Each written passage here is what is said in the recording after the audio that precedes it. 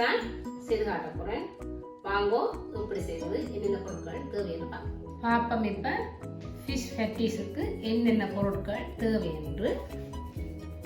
இதில் நான் அவிக்காத பச்சை கோதுமை 350 கிராம் எடுத்து வச்சிருக்கிறேன். இது ஒரு மீன் எடுத்து வச்சிருக்கிறேன். பொரிக்கிறதுக்கு எண்ணெய், அதில் 500 கிராம் உருளைக்கிழங்கு எடுத்து அரைப்பதமாக அவிச்சு எடுத்து வச்சிருக்கிறேன். இதில் ஒரு தேக்கரண்டி பட்டர் எடுத்து வச்சிருக்கிறேன்.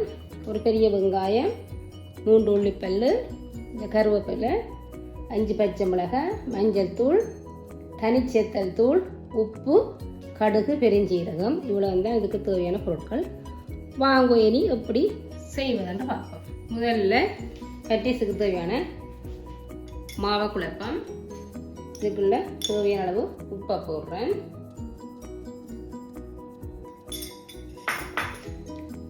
இந்த பட்டரை இதுக்குள்ள போடுறேன்.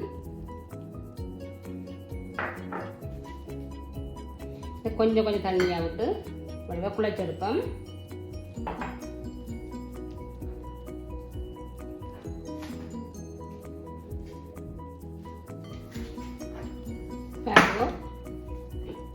ஒட்டாமல் நல்ல காலத்துக்கு நான் குழைச்சி எடுத்துட்டேன்.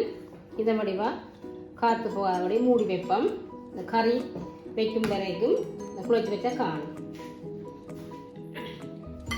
கறி வைப்போம். நல்லா பதமாக குழைச்சி எடுத்துட்டேன். 1 மணி நேரத்துக்கு முன்னம் மாவு குழைச்சி வச்சாலே காணும். இப்போ நாங்கள் இந்த மாவு குழைச்சி போட்டு கறியை வச்சு போட்டு செய்ய கணக்காக இருக்கும். இனி மூடி வைப்போம். இதை இப்போ நான் கறி வைக்கிறது சட்டி வச்சுட்டேன். இதுக்குள்ள போய் இந்த கடுகு பெருஞ்சீரத்தை போடுறேன். பச்சை மிளகாயை போடுறேன். வெள்ளை பூண்டு போடுறேன்.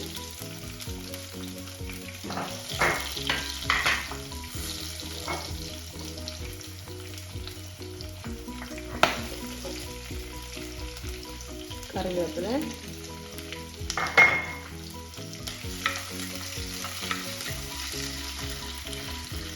வெங்காயத்தையும் போடுறேன். போட்டு நல்லா வதக்குவோம். பார்த்தீங்களாண்டா வெங்காயம் வதங்கிட்டுது. இதுக்குள்ள உருளைக்கிழங்க போடுறேன்.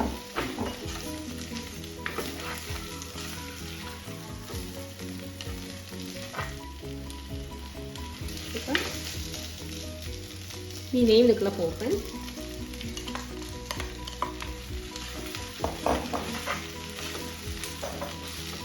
இதுக்குள்ள எடுத்து வச்ச மஞ்சள் தூளையும் போடுறேன்.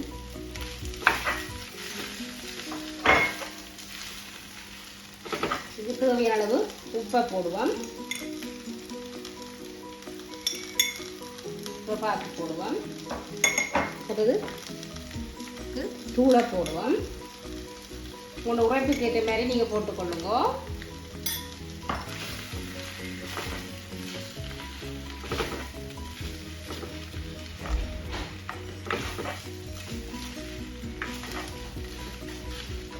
இன்னும் ஒரு கொஞ்சம் தூள் நான் போடுறேன்.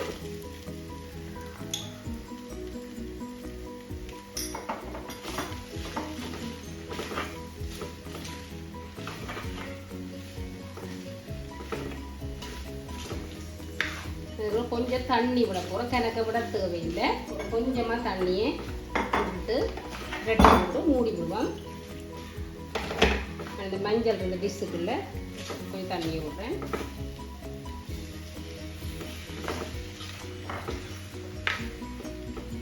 5 நிமிஷத்துக்கு மூடி விடுவோம். 5 நிமிஷம் ஆயிட்டுது. பார்ப்போம் இப்போ கறி எப்படி இருக்குது. கொஞ்சம் அடுப்பை குறைச்சி விட்ட அந்த கொதிக்கையிலேயே ஆவியும் கறி உப்பு ஒரு கப் பார்ப்போம் எப்படி இருக்குது.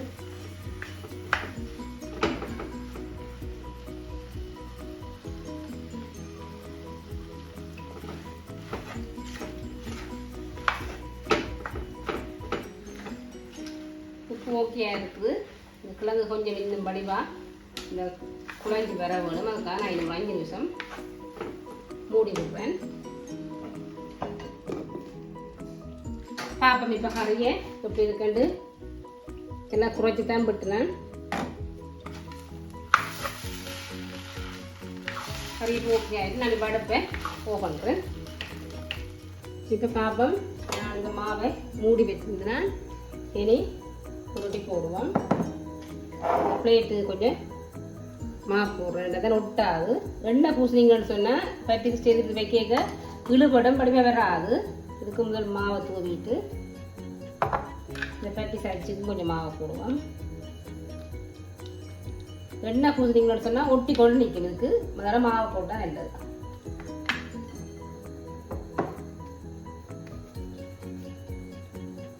சின்ன சின்ன உருண்டையாக்கி போட்டு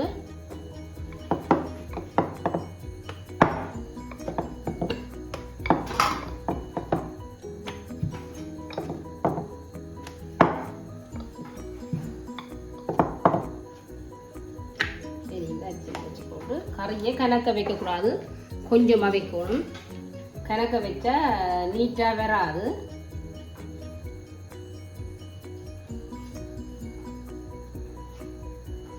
கொஞ்சம் கொஞ்சமாக வச்சு மூடணும்.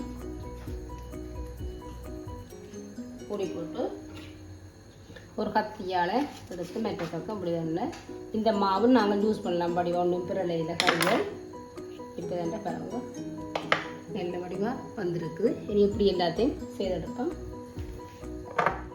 பாருங்க நான் கொஞ்சம் பட்டீஸ் செய்துட்டேன். இனி இதை பொரிச்செடுக்க போகிறேன். சட்டி எண்ணெய் விட்டுனா எண்ணெய் சூடு இருக்குது. இதை போட்டு பொரிச்செடுப்போம்.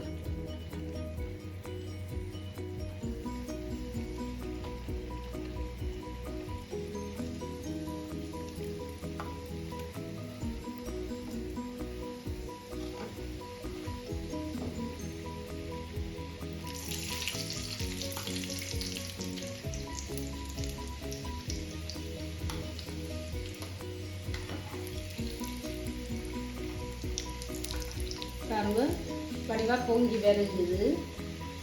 நான் சரியாக ஒரு மணித்தியாலம் இதுக்கு முன்னமே இந்த மாவை குழைச்சி வச்சுட்டேன். இந்த கோல்டன் ப்ரௌனாக வரும் வரைக்கும் நாங்கள் பொரிக்க எடுக்கணும்.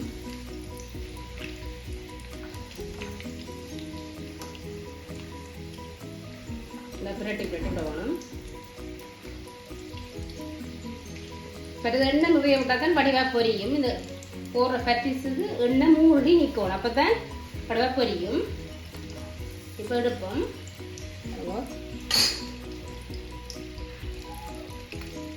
பாருங்க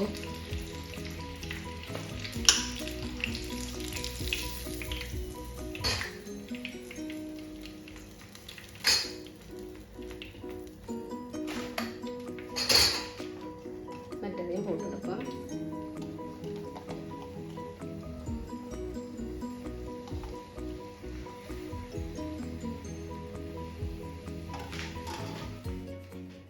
பாருங்க நல்ல ஒரு சுவையான பட்டீஸ் செய்துட்டேன்.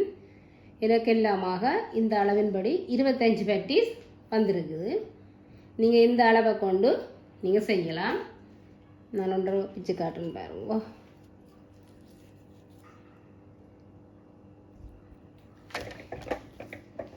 நீங்களும் செய்து பார்த்து பிடிச்சிருந்தா லைக் பண்ணி கமெண்ட்ஸ் பண்ணி ஷேர் பண்ணுங்க. என்னுடைய சேனலை உங்களுக்கு பிடிச்சிருந்தா சப்ஸ்கிரைப் செய்யுங்க.